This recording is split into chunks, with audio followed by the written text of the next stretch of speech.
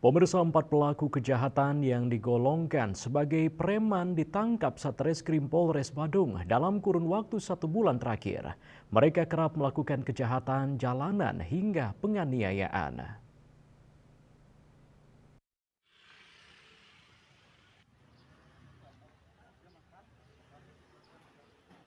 Satreskrim Polres Badung menangkap keempat preman di sejumlah lokasi berbeda dalam 1 bulan terakhir.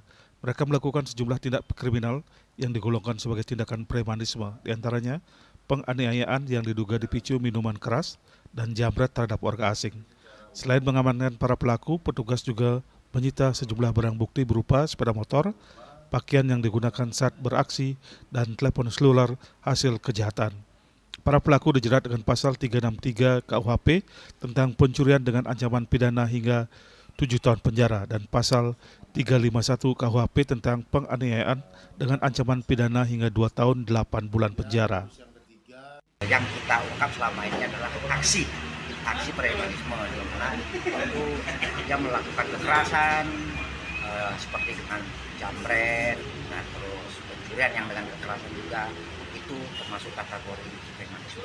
Kita menitik beratkan kepada perbuatannya.